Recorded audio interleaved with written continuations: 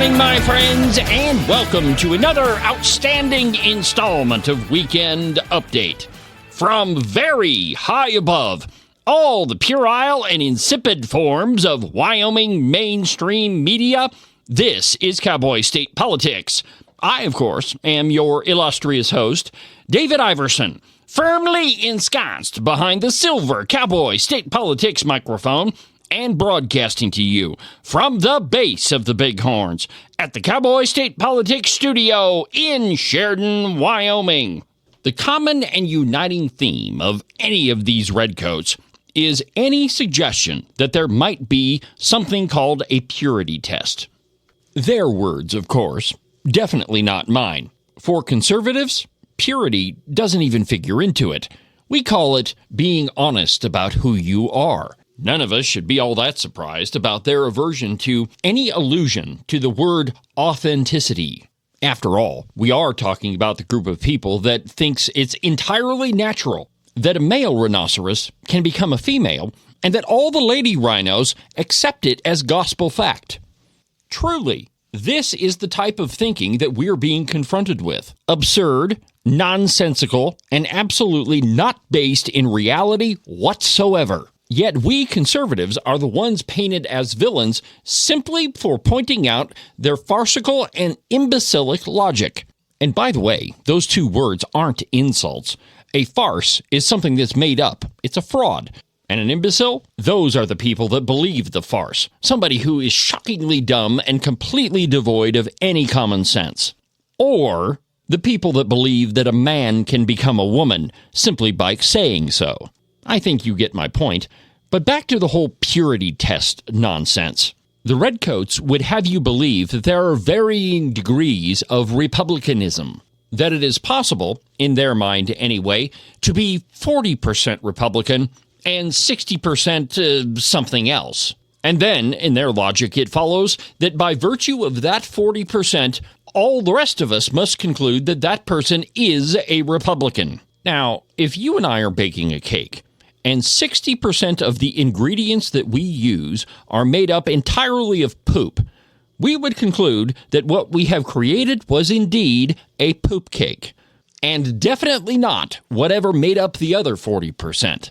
My puerile innuendo aside, this is the exact type of logic that we're confronted with. And it's actually a straw man and a bit of a red herring. The question is not how Republican are you, it's are you Republican at all? How often have you heard somebody say, I'm fiscally conservative, but I'm socially liberal? Well, first, I would argue that just about everything bleeds into one argument, but let's just go with that for a minute. You might expect one of those people to say things like, well, a woman's body is her choice, that you ought to be able to have the right to choose your own health care decisions. How often have we heard that one? You might argue that you ought to be able to marry whomever you want. And maybe it's not such a good idea that you be able to carry firearms into a school. Or perhaps that it's entirely appropriate to have sexualized graphic novels in school libraries because, after all, your kids don't have to read them. You could tell them no. Or that people who sneak into the country are just looking for a better life and that's their American dream and everybody deserves that. Now, I'm sure just about all of us have heard one variation or another of one of those or multiple come out of the mouth of somebody that claims to be fiscally conservative but socially liberal. But that first one, my body, my choice, sounds pretty easy, and we've all heard that. And at a very base level, I think that I would agree. You're right. That is your body. But the little baby that's growing inside of you, that is somebody else's body. And for this one, we don't even have to talk about any of these new arguments. We can go all the way back to this country's founding in the preamble to the Declaration of Independence, that we hold these truths to be self-evident, that all men are created equal and that they are endowed by their Creator with certain unalienable human rights, that among these are life. And that second one, people should be able to marry who they want. Well, that goes straight to family values. That marriage is between a man and a woman. It always has been. It's not a man and a house, a man and his dog, but a man and a woman. Words mean things, my friends. 2 + 2 is 4. not 5 if you want it to be 5. And this is not to be discriminatory. This is to stand up for language. Words mean things. Call two people of the same sex getting together whatever you want, but it's not called marriage. You can call it a civil union, you can call it a contract, but you certainly can't call it a marriage because that's not what it is. A marriage, by definition, is between a man and a woman. Not 2 men, not 2 women, not 3 men or 5 women. What about the next one? You'd probably hear one of these socially liberal folks say, well, we probably shouldn't have guns in schools. That's the Second Amendment, my friends. There's no exception clause there. It doesn't say except for in a school. It says shall not be infringed, period. It's along the same lines as that old canard of reasonable gun restrictions. When it's prohibited by the Constitution, there's nothing reasonable about it.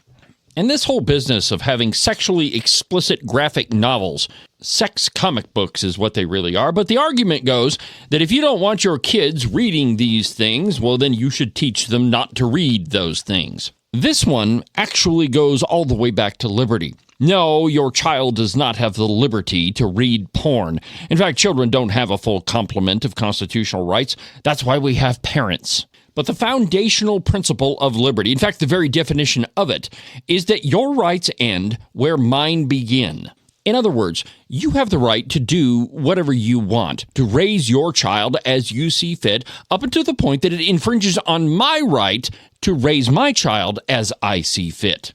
This last one, the whole immigrant thing. No one is an immigrant. Yeah, a bunch of hogwash that one is.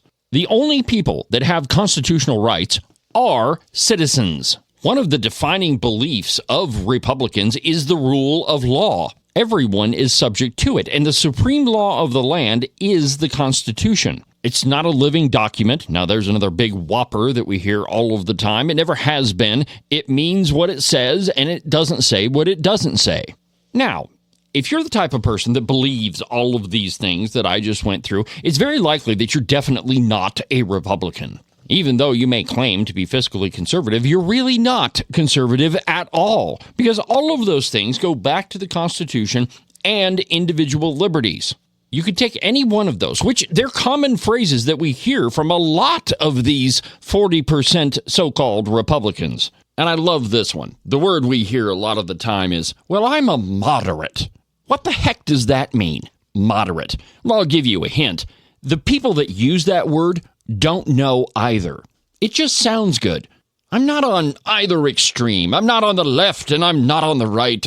I'm a moderate. I'm right in the middle. On any given day, you have no idea which way I'm going to vote. Flapping in the breeze like a flag. On any given day, you have no idea which way I'm going to go. Whichever way the wind blows me, I'm a moderate. Yeah, I bet you are. To put it simply, a moderate is someone who just doesn't know what they believe. If you believe in something, it doesn't really matter what it is, you're going to take a stand on it. If you believe in your marriage, you're going to be faithful to your spouse. That's a line you're not going to cross because you believe in the vows that you took. If you're moderate on that subject, you're not going to be married for very long. The truth is, none of us are really moderate on anything. We just think that it sounds good. I'm not an extremist on either side. I'm kind of in the middle. And here's how absurd that is politically. We live in a representative republic, which means that we don't all vote on everything. We elect a representative to go to whatever body that it is and represent our best interests. We elect one person, for lack of a better term, to go and fight for us. If something comes up that's important to one of their constituents, doesn't really matter what it is, let's take the pothole that's in front of their house, for example. A longtime mayor of Buffalo, Wyoming, once told me that nothing is more important to your constituents than the pothole in front of their house. Talk to anyone who's run in any election, and they'll tell you that nothing is more important to someone than the pothole that they have to drive around every single day. What I'm getting at is that everybody has things that are important to them, issues that they care about, things that they believe in. And they'll vote for a candidate that they believe best represents their principles or the things that they believe in and the potholes in front of their house. I don't think I've ever heard anybody say, well, I'm moderate when it comes to potholes. That's the dumbest thing I've ever heard of. In one of my favorite speeches that he ever gave, Rush Limbaugh explained what it means to be a moderate. And it wasn't on his program. He was talking to a group of bankers. But here's what he said. There are those who say, but Rush, you're just too strident. You got to moderate your tone, too conservative, branch out. You're preaching to the choir. And I thought, well, that makes some sense. I do want to attract an even larger audience. I've had my staff looking in libraries, universities, on the internet all over the country, looking for the historical biographies of great moderates in American history. And we haven't found any. We haven't found one great moderate in this country. Margaret Thatcher, I had the pleasure twice of having dinner with her. She defines a moderate as somebody who doesn't know what they believe. I don't want to offend you moderates. I know what moderates are. Moderates are people who just don't want to make anybody mad, don't want to offend anybody, sit around and wait and see what most people think, and then do that and say, that's what I think, and then they appear to be in the majority. A moderate never wants to be in the minority because that isn't popular. Now, that's another, moderate, back to good and evil. Moderates, I think, are in greater number today because liberals have so successfully stereotyped conservatives as evil. Are there moderate politicians? If you listen to them, yes. But as I'm going to explain in just a minute, these are the people that claim to stick their finger up in the air every time they vote to figure out which way the wind is going, and yet they all seem to vote with the left. They're the people that never want, like Rush said, they're the people that never want to make any waves. They're like the guy in the office that never really has an opinion and just keeps his head down. And every time the boss speaks, you see this guy's head bob up and down. Never really has an opinion because he doesn't want to offend anybody. But when he goes home, when no one can hear him, that's where you'll hear him complain about everything that happened at the office. Moderates, yeah, whatever. Let's take a quick break, and when we come back, we'll finish up the program. But first, an absolutely outrageous exposition of pure republicanism. Capitalism, my friends.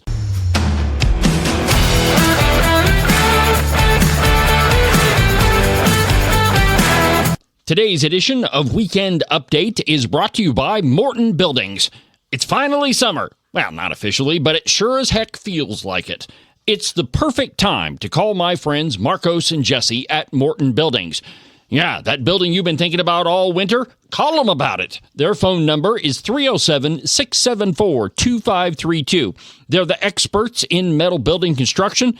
They've been doing it longer than anybody else around, and they do a much better job. So whatever type of building it is, whether it's a garage or a barn or maybe something bigger like a roping arena, call Marcos and Jesse. Again, their phone number is 307-674-2532, or you can check them out at their website, mortonbuildings.com. Are you watching what's happening in our country and asking, what can I do? Join the John Birch Society in Salt Lake City, June 6th, for a powerful one-day conference. The day includes a host of respected speakers, 2 meals, and meaningful connections.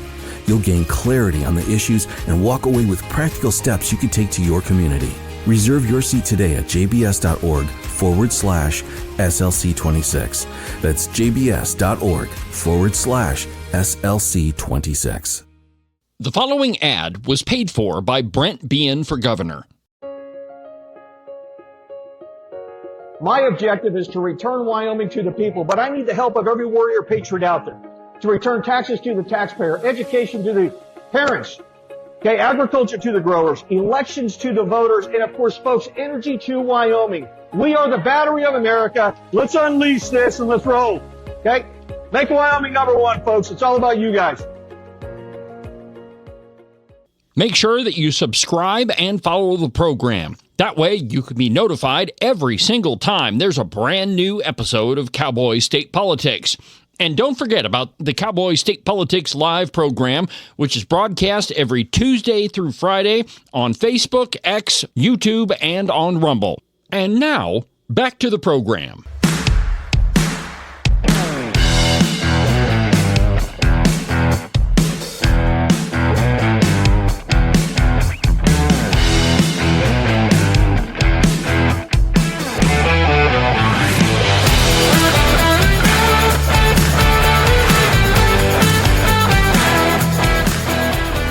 There aren't really any moderate voters.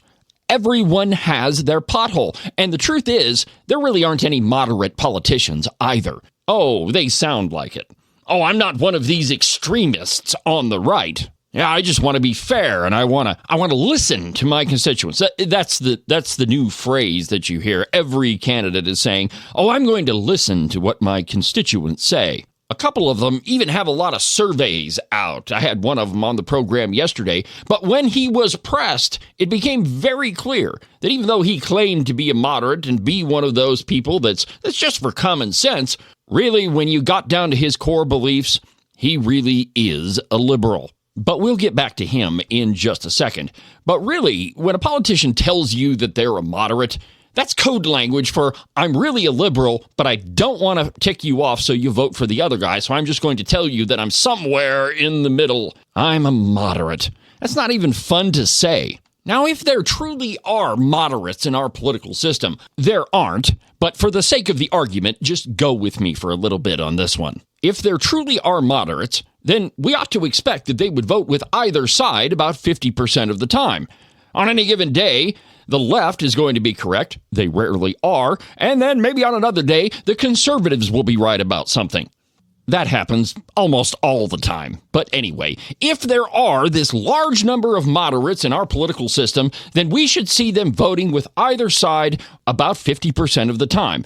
Why is it that this group of so-called moderates vote with the left almost all the time? Because there really aren't any moderates. There never were. The only thing that stays in the middle of the road for very long is deer carcasses and the yellow line.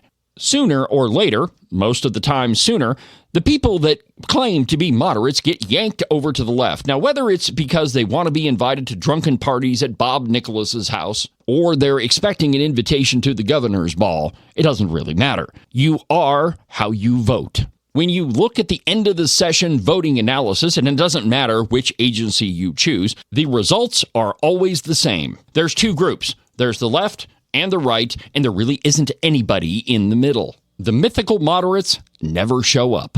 When you look at evidence-based Wyoming, which is just as credible as any of the other ratings agencies, they all have the same score, so either they're all in it together or it's an accurate depiction of what's going on. But what you'll find is a big drop-off between those people who are conservative, and you can look at their voting record and tell that, between them and the people that claim to be moderates. You see, nobody in Wyoming, except the people who admit that they're a Democrat, actually claim to be on the far left. They all say, well, I'm a moderate. Every time I say that word, it makes me want to go get out a bunch of guns and go to the range or go build something. Anyhow, when you look at the scores from evidence-based Wyoming, you have two groups. You have one that votes with a Republican majority, an average of about 85% of the time. And the other one, even if you exclude the Democrats out of your numbers, vote with the Republican majority, an average of 28% of the time. 28! There's nothing moderate about that. But they'll still stand on your doorstep and swear up and down that they are. So back to this whole purity test question that we were talking about in the beginning of the episode. It's based on a faulty premise. It's not a question of how Republican you are, because we already know that there are no moderates. The real question is, are you Republican at all? It's like being pregnant. You either are or you aren't. It's just as impossible to be kind of pregnant as it is to be kind of Republican. You either are or you aren't. There's no middle ground here. And frankly, there's no middle ground with voters either. When you get down to it, they all care about the pothole in the middle of their street. And the people that make this whole farcical argument about purity tests are doing so for one purpose: to get you to vote for them.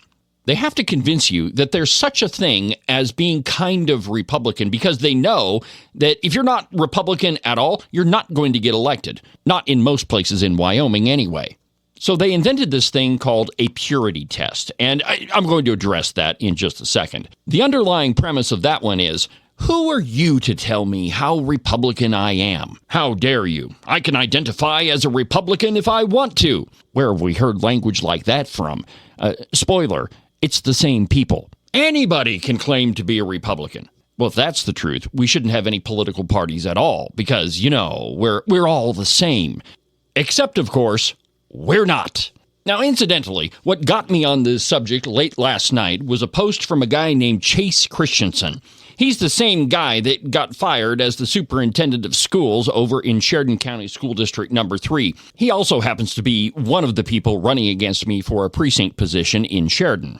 We're going to be talking about him in some future episodes, I guarantee it. But while I'm on the subject, he's also a guy that I have a video of participating in an event put on by the Center for American Progress. Name me another Republican in Wyoming that ever got an invite like that.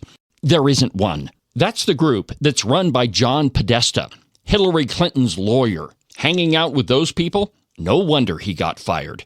But I digress. So where did the left come up with this idea of a purity test anyway? Most of it comes from the Wyoming Republican Party bylaws, and in there it says that if you agree with 80% of the Republican Party platform, then we will consider you a Wyoming Republican. You'll hear some candidates say, well, I'm a platform Republican and the like, but that's what it refers to, that they agree with at least 80% of the Republican Party platform.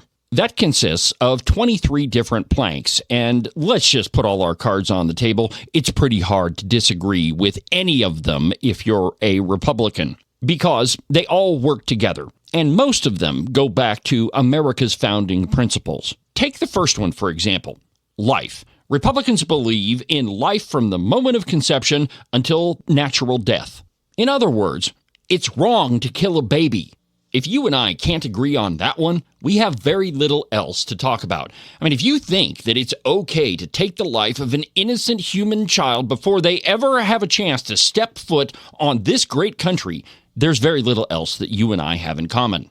And I might suggest that if you do believe that it's okay to kill a baby, that you seek out some counseling, because that's a pretty warped worldview. And before I get too far down the road, the Republican Party platform hasn't changed since 2018, and it was passed unanimously. Even at the 2026 convention, there wasn't one single person in that room in the entire Wyoming Republican Party, even the so-called moderates, that voted against it. So let's take another one of the planks in the platform, that your individual liberty is inextricably tied to your economic freedom. In fact, what it actually says is, liberty is indivisible from economic freedom, and the free market economy is the economic system most compatible with the requirements of personal freedom and of constitutional government. Capitalism. Now, if you're a socialist and you think the government ought to be monkeying around in the economy, you might not be a Republican. Here's your sign. And there's 21 others. But the point is that most of us are going to agree that all of those things are important and all of us hold those principles. If you claim to be a Republican and you're really caught up on this whole 80-20 thing, or your name is Chase Christensen and you call it a purity test, then please explain to me which 5 of those planks that you disagree with. Which ones are they? Well, I've never found one of these so-called moderates that would even attempt to answer that question. Because it's not about the planks of the platform for them. It's not really about principles. It's about winning elections. If there is no standard by which to judge who is a Republican and who is not, well, then anybody can be a Republican just by claiming it's so. You see, for these so-called moderates, who are really leftists in disguise, that's why I call them redcoats, because they're pretending to be a Republican when they believe in all sorts of crazy things, like abortion and socialism and government interference in your life. It's about elections for them. It's not about principles. And so, it's not about the platform for these so-called moderates. What they're objecting to is not the purity test, it's not the 80-20 rule, it's the accountability that it provides.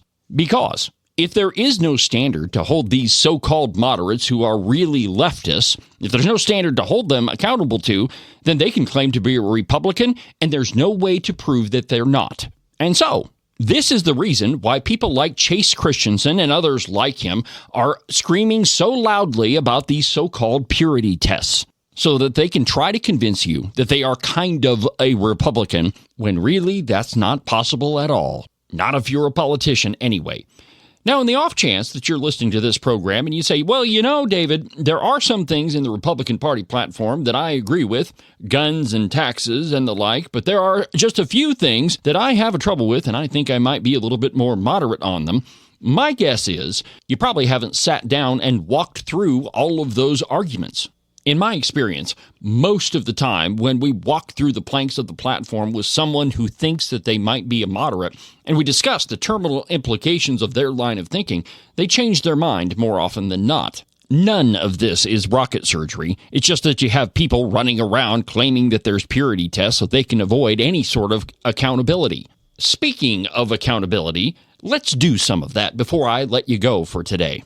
Yesterday on the live program, I interviewed so-called candidate for the United States House of Representatives, Jimmy Skovgard. We had a conversation that was, we'll just say that it was perplexing at the very least. I thought I couldn't have been more cordial with someone that I so fundamentally disagree with. Now, he's definitely not a Republican and fits neatly into what we're talking about on today's episode.